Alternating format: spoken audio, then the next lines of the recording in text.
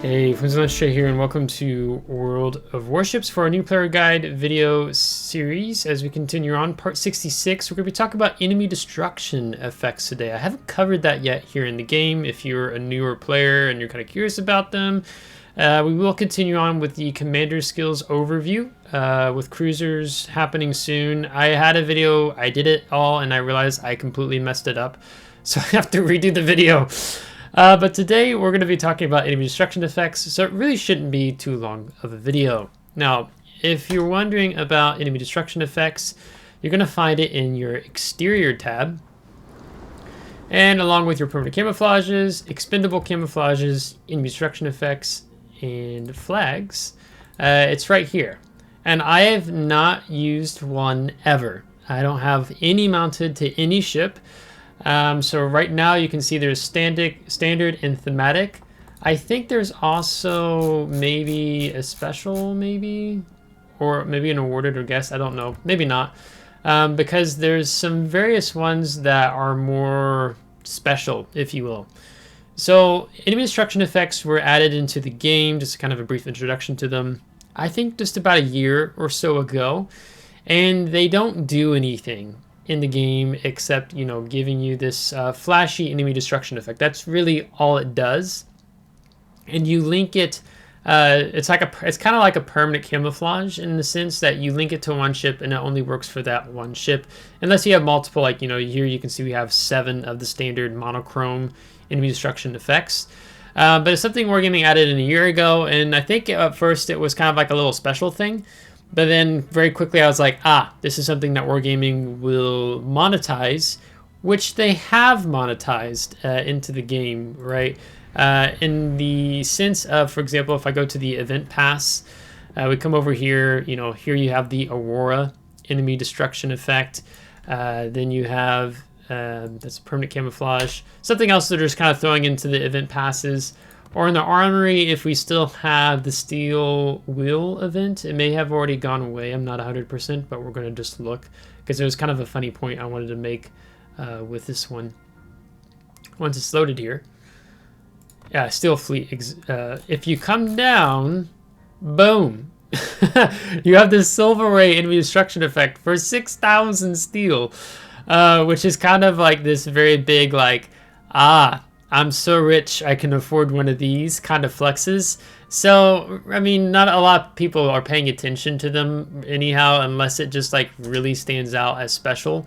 So if I come back in here into the exterior, you know, as we look at the enemy destruction effects, you can get a brief, you get a clip of what it looks like, which very nice for Wargaming to do.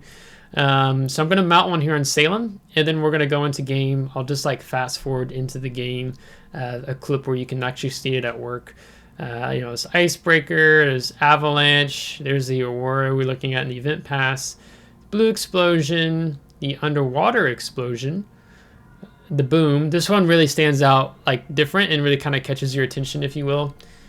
The Golden Ray, the Silver Ray, Red Ray, and the Revel of Colors. I don't remember how I got these two, but I definitely didn't spend 6,000 steel for this. So my original thinking was I was going to put the Monochrome.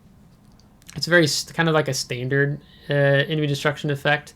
You know, the underwaters I would probably want to be putting on like my destroyers or like a submarine maybe, right? Make it look like a kind of more in line with the class.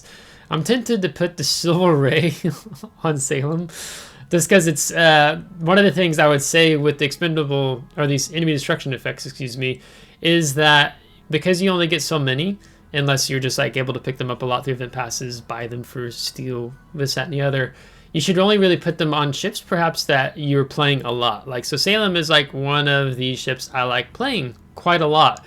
And I'm a naval historian, so I really like the traditional look of the normal, more normal monochrome enemy destruction effect. So I think I'm just gonna put this one on. I am tempted because of how much I play Salem to put it on one of these guys. And I honestly, I don't care if I end up linking 2 to one ship, but we're just gonna put the standard monochrome here on Salem. And then I'm just gonna jump in an ASIM and you're gonna look to see what those explosions look like when we start fighting here.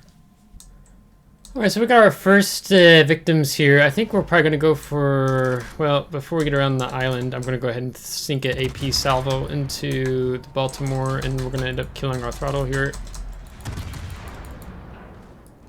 And I think we'll avoid the torps, assuming CAG overfired, but you're about to see... So it's not like that destruction effect in particular isn't like super flashy. It's just very standard, which is honestly one of the reasons why I like it. Oh boy, we're getting smacked from Bravo. Richelieu. Actually, that could have been worse. So it's just a very normal, very standard explosion enemy destruction effect. So I'm not sure how I'm going to approach the more flashy ones, just because, again, like I said, I'm a little bit more of a naval warfare historical nerd. But we'll finish off the Baltimore just so you guys can see it again. As much as I want to shoot broadside Monarch, that would be the smarter decision. We'll stay zoomed in here. Hopefully I get the kill. Yeah. So, it's pretty nice.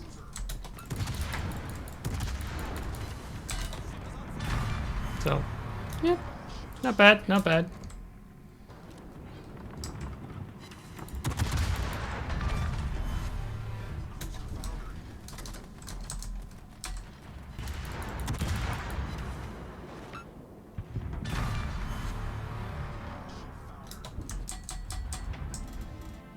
So a quick 371,000 damage later with 1.3 million credits. Here getting the 5 kills here in asymmetric and 37 planes. Means that we had a little successful mission in showcasing to you the expendable, or the, sorry, I keep saying expendable. It's just enemy destruction effects.